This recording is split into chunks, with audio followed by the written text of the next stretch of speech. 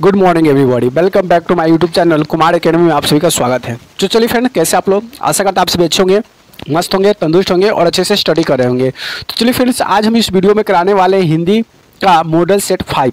अभी जितने भी कराए हैं सभी सेट हम हिंदी का करा चुके हैं 1 से लेकर 4 तक, और ये हिंदी का मॉडल सेट 5 कराएंगे, जो कि आपको एग्जाम में इसी तरह के क्वेश्चन देखने को मिलेंगे। अगर हमारे जितने भी सेट अगर अभी करा रहे हैं मॉडल सेट, अगर आप वीडियो कर लेते हैं तो आपको एग्जाम में आपको बहुत हेल्पफुल होने वाला है। ठीक है, तो चलिए यहाँ से वीडियो को स्टार्ट करते हैं। चैनल को सब्सक्राइब नहीं किया तो चैनल को सब्सक्राइब जरूर कर दीजिएगा, बेल आइकन को दबा दीजिएगा ताकि हमारे जितने भी नए वीडियो आप तक पहुँचता रहे। तो आपको हम यहाँ से 50 क्वेश्चन कराएंगे जो कि आपको बुक से रिलेटेड होंगे, जो कि एग्जाम में देखने को मिलेंगे। ठीक है, चलिए पहला क्वेश्चन आ गया कि लैटिन कवि वर्जिल पर किसके एक बड़ी अच्छा कविता लिखी थी? तो ये लिखे थे अंग्रेजी कवि टेनिसन ने। किसने लिखा था? अंग्रेज कवि टेनिसन ने लिखा था, वर्जिल। ठीक है, लैटिन कवि वर्जिल। अगला है कि अवलूर के पास किस गांव का रहने वाला निम्न में से कौन सा था? अवलूर के पास किसी गांव में रहने वाला, तो किसी गांव में जो रहने वाला था ना वो वंगमा थी। कौन सा थी? वंगमा थी। ठीक है, यानी कि ए इधर राइट आंसर हो जाएगा। क्या हो जाएगा? ए इधर राइट आंसर। अगला है मेरे बिना तुम पर भू शीर्षक कविता किसको संबोधित है? मतलब मेरे बिना तुम पर भू शीर्षक कविता जो है ये किसको संबोधित कर रहा है? तो ये संबोधित कर रहा है प्रभु को। किसको? प्रभु को। यानी कि वो प्रभु को कह रहा है कि मेरे बिना तुम प्रभु, मतलब ये कविता का उच्चारण जो है ये प्रभु को समर्पित कर रहा है। डरते विश्वास कहानी में कैसे समस्या का वर्णन किया गया है? ढहते विश्वास कहानी में है ये किसकी बात कर रहा है? तो ये बाढ़ की समस्या का विवरण कर रहा है। किसकी? बाढ़ की समस्या का। ठीक है, यानी कि सीधा राइट आंसर हो जाएगा। चलिए अगला क्वेश्चन देख लेते हैं। अगला क्वेश्चन क्या है कि स्थापित और भारत की एक विशेष शैली को क्या कहते हैं? स्थापित को उत्तर भारत की एक विशेष शैली को कहा जाता है। तो एक विशेष शैली को क्या कहा जाता है? नगर शैली कहा जाता है। क्या शैली कहा जाता है? नगर शैली, यानी कि बी द राइट आंसर हो जाएगा। अगला है बिस्मिल्लाह खान कौन सा वाद्य यंत्र बजाते थे? बिस्मिल्लाह खान जो थे ये वाद्य यंत्र बजाते थे। क्या बजाते थे? तो वह शहनाई बजाते थे। क्या बजाते थे? शहनाई। रसकाल किस छंद से सिद्ध थे? रसकाल जो थे ये किस काल से छिन्न थे? तो ये सवैया थे। क्या थे? सवैया से छिन्न थे। अगला है वो किसका खरगोश के करलिस बेचैनी में यह पंक्ति किस कविता की है? मतलब किसका? खरगोश की खलीस बेचैनी में। क्या है? खलीस बेचैनी में यह पंक्ति किस कवि का है? तो ये जो पंक्ति जो है ना ये अक्षर ज्ञान का है। किसका है? अक्षर ज्ञान का, यानी कि ए इधर राइट आंसर हो जाएगा। चलिए क्वेश्चन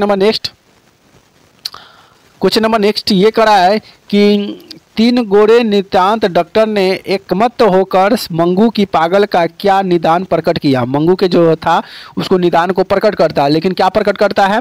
तो पागलपन मिटाना एवं संभव नहीं है। डॉक्टर ने कहा कि इसका पागलपन जो है ये खत्म नहीं हो सकता। ठीक है, अगला है नदी मैदान बंगाल के बुलाएंगे। क्या करा है? नदी या मैदान बंगाल को बुलाएंगे मैं आऊँगा यह पंक्ति किस शीर्षक कविता की है? मतलब ये जो कविता के जो 2 पंक्ति बताया गया है ये कौन सा कविता की पंक्ति है? तो ये लौटकर आऊँगा फिर के कविता है। ठीक है, नहीं करा है कि नदिया मैदान बंगाल के बुलाएंगे मैं आऊँगा, यह पंक्ति जो है लौटकर आऊँगा फिर उस पंक्ति के है। ठीक है, अगला है कि उर्वशी किसकी कृति है? उर्वशी जो है ये किसकी कृति है? तो उस उर्वशी जो है दिनकर की कृति है। किसकी है? दिनकर की, यानी कि बी इधर राइट आंसर हो जाएगा।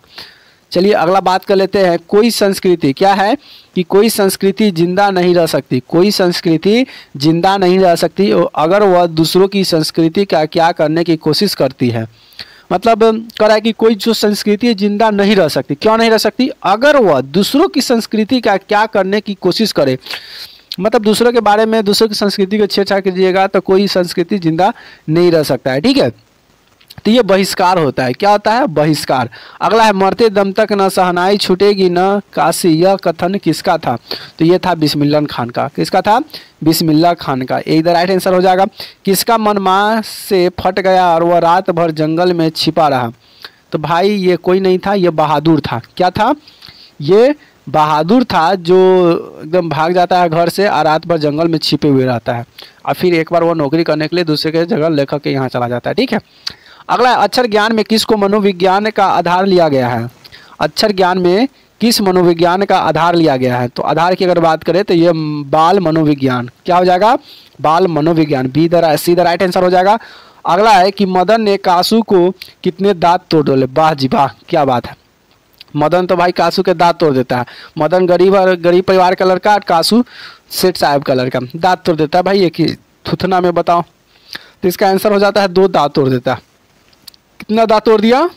2 दांत भसका दिया, ये वाला दतवा भाई गया। अगला, द शिक्षक की हड्डी में क्या हड्डी से क्या बना था, मतलब दधीची की हड्डी जो था उसे हड्डी से क्या बनाया गया था। तो अगर हड्डी से अगर बनाने की बात करें तो इंद्र का वर्ज बनाया गया था। क्या था? इंद्र का वर्ज बनाया गया था, यानी कि सीधा राइट आंसर हो जाएगा। अगला बात कर लेते हैं, इनमें से शुद्ध शब्द है। अच्छा, इनमें से शुद्ध साधना है, इसमें जो है ना शुद्ध शब्द कहाँ पे है, कौन सा जो शब्द में इसमें जो दिया गया है शुद्ध है। तो देखिए उत्सव पहला तो गलती ऐसे नहीं होता, ई लिखा है उत्सव, ये भी गलती है। उत्सव में ये तो था लेकिन ये वाला ऊ तो गलती हो गया, यहाँ पे है उत्सव, यानी कि ये बी द राइट आंसर हो जाएगा। अगला है, कान भरना मुहावरे का सही अर्थ होगा। कान भरना मुहावरे का सही अर्थ क्या होता है? तो कान भरने का मतलब होता है निंदा करना। क्या होता है? निंदा करना। हिम्मत बांधने का कोई बातें नहीं है, हतोत्साहित करने की बातें नहीं, प्रेरित करने की कोई बात है, ये निंदा करता है। कान भरना मुहावरे का सही अर्थ होता है निंदा करना। ठीक है, अगला है, चलिए अगला क्वेश्चन कि अनामिका का जन्म कहाँ हुआ था। अनामिका का जो जन्म हुआ था, ये अनामिका का जन्म कहाँ हुआ था? देखिए अनामिका का जो जन्म हुआ था मुजफ्फरपुर बिहार। अच्छा, एक अनामिका हमारे भी यहाँ है, अनामिका डॉक्टर है, ठीक है, लेकिन ये कहानी में गढ़ा। ठीक है, अनामिका जो है ना कहानी का जो पात्र है उसमें बताया जा रहा है कि वो कहाँ की है, तो ये मुजफ्फरपुर बिहार की है। अगला, ई का उच्चारण स्थान है। ई का जो उच्चारण स्थान है ये कहाँ पे है? तो ई का उच्चारण से ना तालु है, ई तालु, यानी कि जो कंठ जो भाग होता है ना उसका निकल रहा है।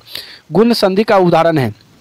गुण संधि का उदाहरण क्या हो जाएगा? तो महा जोड़ ईश्वर, ये गुण संधि का उदाहरण है। मतलब ये बताया जा रहा है कि ईश्वर जो है महान है। ठीक है, औषधि भोजन नहीं हो सकता है, औषधि महान नहीं हो सकता है, इससे गिरी नहीं हो सकता, लेकिन ईश्वर को बताया जा रहा है गुण के बारे में कि वो महान है। ठीक, चलिए अगली बात कर लेते हैं। अगले है कि ढहते विश्वास किस भाषा से अनुदित है।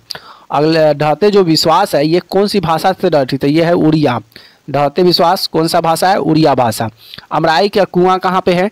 अमराई का कुआं तो है लेकिन कहाँ है? ये रास्ते में पड़ता है अमराई का कुआं। ठीक, अगला, 7 कोड़ी होता कथाकार है। 7 कोड़ी होता, इसके कथाकार कैसे हैं? तो 7 कोड़ी होता कथाकार जो है उड़िया है। ठीक है, कैसे हैं? उड़िया है। चलिए नेक्स्ट क्वेश्चन बढ़ते हैं। नेक्स्ट क्वेश्चन ये रहा कि आध्यात्मिक शिक्षा में गांधी जी का क्या अभिप्राय है। मतलब आध्यात्मिक शिक्षा से गांधी जी क्या कहते हैं, क्या उनका अभिप्राय रहा है? तो उनकी अगर गांधी जी की अगर बात करें तो उनका अभिप्राय यह है कि हृदय की शिक्षा, यंत्र की शिक्षा नहीं और पुस्तक की शिक्षा नहीं, बुद्धि का शिक्षा नहीं, लेकिन हृदय की शिक्षा होनी चाहिए। अगला, अभिनव ने 19 दिन के प्रवास के दौरान लेखक ने कितने ग्रंथ की रचना कर दिया? 19 दिनों की प्रवास में अभिनव जो थे 19 दिन के उपवास में वो क्या कर डाले? कितने ग्रंथ की रचना कर डाले? कितने ग्रंथ की रचना कर डाले? तो वो 27 ग्रंथ की रचना कर डाले। ठीक है, यानी कि इधर राइट आंसर हो जाएगा। चलिए नेक्स्ट क्वेश्चन ये रहा कि धरती कब तक घूमेगी किस भाषा से अनुदित कहानी है। धरती कब तक घूमेगी ये कौन सी भाषा है और कौन सी भाषा में लिखा गया है? तो ये भाषा है राजस्थानी। क्या है? राजस्थानी, यानी कि ए इज द राइट आंसर हो जाएगा। अगला है, पपाती को कौन सा रोग था? तो पपाती को क्या था? टिटनेस था, हैजा था या मेनिनजाइटिस रोग था। तो अगर पपाती की अगर बात करें तो पपाती को जो था ना मेनिनजाइटिस रोग था। क्या था? मेनिनजाइटिस रोग, यानी कि डी द राइट आंसर हो जाएगा। चलिए नेक्स्ट अगला क्या कहता है कि वीरेन डंगवाल को किस कृति के लिए साहित्य अकादमी पुरस्कार मिला था। वीरेन डंगवाल को किस साहित्य अकादमी के लिए पुरस्कार मिला गया था? तो ये मिला गया था दृष्टचक्र के श्रेष्ठता के लिए। क्या है? दृष्टचक्र में श्रेष्ठता के लिए मिला गया था। ठीक, चलिए अगला बात करते हैं कि आदर्श समाज स्वतंत्रता समानता प्रत्यय आधारित होगा, किसने कहा था? आदर्श समाज स्वतंत्रता समानता भ्रातृत्व पर आधारित होगा, ये किसने कहा था? तो ये कहा था भीमराव अंबेडकर ने। किसने कहा था?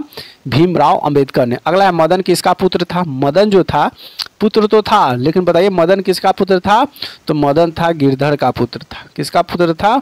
गिरधर का। ठीक है, जो सेन साहब के लड़के को मारकर 2 दांत भसका देता है। अगला है, विष के दांत कैसी कहानी है? विष की जो दांत है ये कहानी है, लेकिन किस तरह की कहानी है?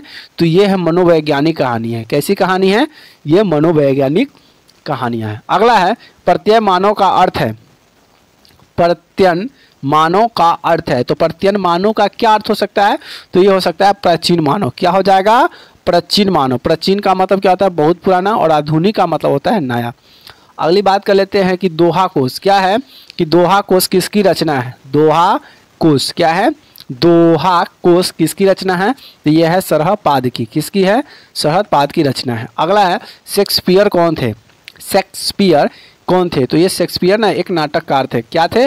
नाटककार थे। शेक्सपियर कौन थे? तो शेक्सपियर एक नाटककार थे। अगला क्वेश्चन है कि बिरजू महाराज को संगीत, क्या है? बिरजू महाराज को संगीत नाटक अकादमी पुरस्कार कब प्राप्त हुआ?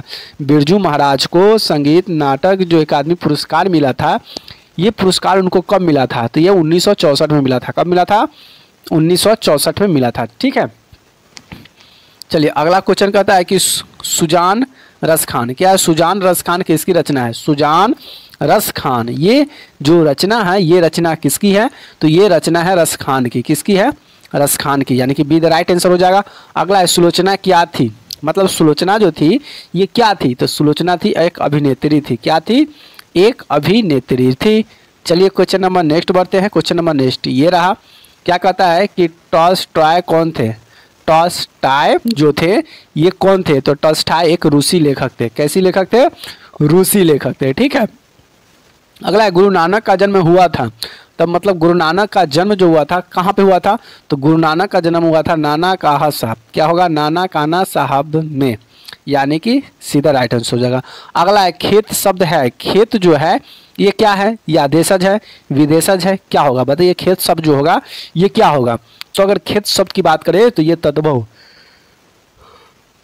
क्या हो जाएगा? तद्भव हो जाएगा। ठीक है, यानी कि बी द राइट आंसर हो जाएगा। चलिए अगला क्वेश्चन ये रहा, क्वेश्चन क्या गया? प्रेम धन किस युग के कवि थे? प्रेम जो धन थे ये कवि थे, लेकिन कौन से युग के कवि थे? तो ये थे भारतेंदु युग के कवि थे। कौन से युग के? भारतेंदु युग के। याद आएगा ना जी? प्रेम धन किस युग के कवि थे? तो ये भारतेंदु युग के कवि थे। अगला है भारत माता कहाँ निवास करती है? तो देखिए भारत माता शहरों में निवास नहीं करती है, भारत माता जो है ना गांव में निवास करती है, क्योंकि गांव में भी खेत होता है, शहरों में खेत नहीं होता है। शहरों में नाले होते हैं, पेड़ पौधे होते हैं, ठीक है, तो पार्क होता है, लेकिन खेत जल्दी नहीं मिलता है ना शहरों में, इसीलिए भारत माता खेतों में निवास करती है, यानी कि गाँव में निवास करती है। अगला है कुंवर नारायण कैसे कवि है? कुंवर नारायण जो है ये कवि तो है, लेकिन कैसी कवि है? ये रहस्यवादी कवि है। कैसी कवि है? रहस्यवादी कवि, यानी कि ए इधर राइट आंसर हो जाएगा। चलिए क्वेश्चन नंबर नेक्स्ट बढ़ते हैं। क्वेश्चन नंबर नेक्स्ट ये रहा, क्या कहता है क्वेश्चन नंबर नेक्स्ट? निम्नलिखित में से कौन सा शब्द पुल्लिंग है? इनमें शब्द जो दिया हुआ है इसमें कौन सा शब्द है जो पुल्लिंग है? या कपट, मूर्खता, सुंदरता, निंद्रा। तो पुल्लिंग की अगर बात करें तो यहाँ पे कपट हो जाएगा। क्या हो जाएगा? कपट। ये क्या है? पुल्लिंग शब्द है। ठीक, अगला है कि निम्नलिखित में से कौन सा शब्द एक वचन नहीं है? एक वचन नहीं पूछा, एक वचन में नहीं है। तो देखिए समाचार एक वचन में नहीं है। ठीक, वर्षा एक वचन, आग, हवा, लेकिन समाचार एक वचन नहीं है। वचन का क्या अर्थ होता है? वचन का अर्थ क्या होता है? तो वचन के अगर अर्थ की अगर बात करें तो वचन का अर्थ होता है कहना, बोलना, यानी कि सभी होता है वचन का अर्थ। चलिए क्वेश्चन नंबर नेक्स्ट देख लेते हैं। क्वेश्चन नंबर नेक्स्ट क्या करा है कि भारत के प्रधानमंत्री किस पद बंधन का उदाहरण है? भारत का जो प्रधानमंत्री है ये किस पद बंधन का जो उदाहरण है? तो उदाहरण की अगर बात करें तो ये है संज्ञा पद बंधन। क्या हो जाएगा? संज्ञा पद बंधन, यानी कि इधर राइट आंसर हो जाएगा। अगला है बच्चे खेलते खेलते थक गए, यह वाक्य किस क्रिया का उदाहरण है?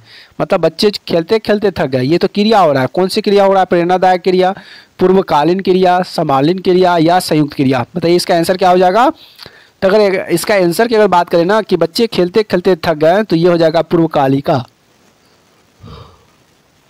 क्या हो जाएगा? पूर्वकालिका, यानी कि सीधा राइट आंसर हो जाएगा। अगला है आराध्या बहुत तेज लड़की है, रेखांकित शब्द है। मतलब आराध्या जो है बहुत तेज लड़की है, इसमें रेखांकित जो रेखा किया गया है आपको हम बता दें, यहाँ पे रेखांकित नहीं दिखाई दे रहा है, ये आराध्या। तो बताना है कि जो बहुत तेज लड़की है रेखांकित शब्द होगा क्या, उसे क्या कहेंगे? तो उसे हम प्रविशेषण कहेंगे। क्या बोलेंगे? प्रविशेषण, यानी कि इधर राइट आंसर हो जाएगा। ठीक है, चलिए अगला क्वेश्चन और आखिरी क्वेश्चन आपके सामने ये रहा। आखिरी क्वेश्चन क्या कहता है कि अंगार बरसना मुहावरे का अर्थ क्या है? अंगार बरसना मुहावरा का अर्थ क्या होता है? क्या सूखा पड़ना होता है, या क्रोध, भयंकर क्रोध होना होता है, या मुसीबत आना होता है, या कड़ी धूप होना होता है। बताइए इसका आंसर क्या होगा।